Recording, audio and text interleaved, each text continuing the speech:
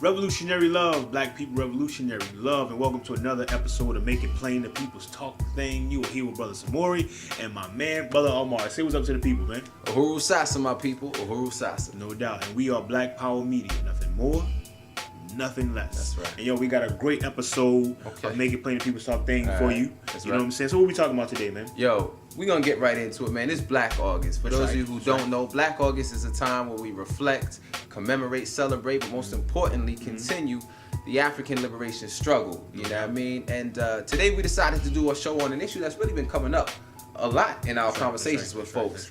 And that is the whole idea, if you were alive during slavery, what would you have done? You know what I'm saying? Check it out. So, if you were an enslaved African on an 18th century plantation here in New Orleans or Louisiana, what would you do? Now, I can't say what it would be if I was on a plantation. It's more physical, but I'd say that it'd probably be geared towards organizing. You know what I mean? Me being me, I'd probably just fight back, yeah. I'd probably pass and then come back and get my folk, something like that.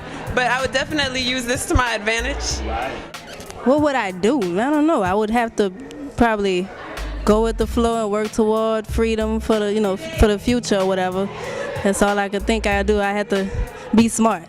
Be like the spook who sat by the door or something, I would probably struggle to survive. You know what I'm saying? I think in the back of my mind, I would be plotting. My head wants to say I'll be a revolutionary and be trying to fight massa and all that, but I think the truth of it is that I'll be in a situation like a lot of folks is right now, just trying to figure out how to make it. You know what I'm saying? Just trying to stay safe and keep my family together, amidst all this trickery and evil that I'm surrounded by. If I were in that time, if I were a slave, I probably would try to teach other slaves to read. I would teach myself to read, first of all. And I would also practice voodoo. Yes, I would protect myself, yes, and my family. If I was me in the 18th century, I would do what I do in this century. I'll fight till I have nothing else to fight with. Physically, mentally, spiritually. I think I'll fight back. You think? Well, I know I will fight back. I'll be a rebellious slave. So you would like poison the master or something like that? Try anything I could do. To get free? Yeah. Well, you would have definitely been one to fight back then. Of course. So why are you not fighting now then? Well, it's not that I wouldn't want to fight, but I can't do it all by myself. Overall, you probably would have been one that was resistant, right? 2009, African people are still enslaved. What do you do now? I guess in my mind, I still will fight back, I've always been I'm not the rebellious type, but I tend to say what I want and always want the last word. More than likely, they would have killed me. They would have looked at this one and said, oh no, she gonna be some trouble. We got to get rid of her in the beginning. But if slavery's today, why you not dead now? Why y'all not doing the things you said that would have got you killed? I wouldn't say that I'm not doing the things. I think what I would say is that they haven't caught me yet. I mean, all I could do is just be smart about the decisions I make, you know what I'm saying? Just play my part. Same thing, you gotta play your part. Right. First thing that came to my mind was Beloved. Do you know when she killed her children? Because she didn't want her children to be taken back into slavery. That's the first thing that came to my mind. And so what I'm doing now is not literally killing them, but killing the mental slavery part of that. So it's just a matter of what dumping the body, It's not really a question of what I'm gonna do. It's a question of who's living and who's dying and who's not gonna be working. In 2009, African people are still enslaved. What do you do? Let's see. I don't know. It's a question of the mind, I guess, man. It's a question of how strong you able to break out of your mental bonds, So, I don't know, man.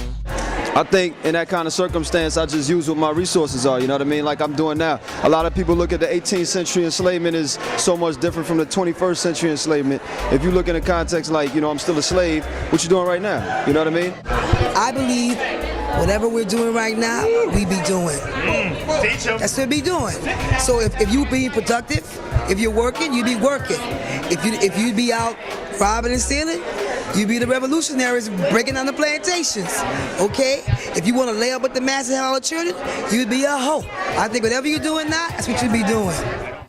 So yeah, bruh, that's what the people had to say, man. But you know, I'm sure the people want to know. What, Brother Samori, what would you have done? What would you have done if you was alive during slavery? I really feel like, yo, I would have been Nat Turner. Nat Turner with the burner, that's what's up. I think some of the sisters broke it down quite plain. Right. And one brother was very, very honest about, it's like, yo, I probably, I'm thinking I would have been on some revolutionary stuff, but I would probably be just trying to survive. That's right. Like a lot of people are doing today. And I love that honesty. Well, yo, man, and you know, an important thing that came out of these interviews, what I thought was, is that, folks pretty much accepted that African people are still enslaved. Now, that's rare, because there's a lot of folks out there who will say, well, things have gotten so much better, and you can't make that. No. When we say that African people are still enslaved, we're not saying it in a metaphorical sense. No, very real. Our relations of power have remained consistent. That's right. But you know what, though? As opposed to repeating what has already been broken down efficiently, we, the Sons of Malcolm, want to lead you with one of our professors, Dr. Amos Wilson, who let us know why we are still enslaved, how we are still enslaved, and that this slave consciousness is still largely what dictates our behavior. So he is dropping the knowledge, yes, so that you can pick it up. Right. He is dropping the knowledge, yes, so that you can pick it up. So go on and pick it up. So we are the Sons of Malcolm. El-Hajj Malik El-Shabazz. Revolutionary love. Peace, if you're willing to fight for it. Ladies and gentlemen, we've never escaped slavery. We still share the slave consciousness of our great-great-grandparents. How can I say that? I generally ask a series of questions. You say that slavery has nothing to do with you and slavery was back there. And I ask you the question then, what language do you speak? When did you learn that language? Was that the language African people were speaking when we were taken into slavery in America? So we have not escaped slavery because we are still using a slave language and we speak the language of slaves.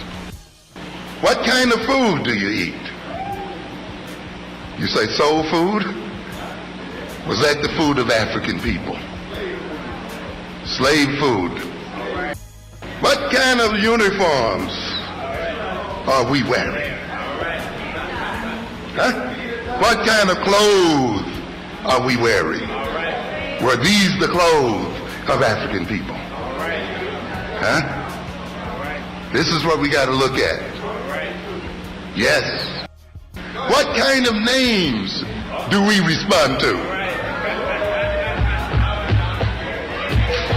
Yes. What kind of names do we identify with? Why is it that African names sound strange to us now as a people?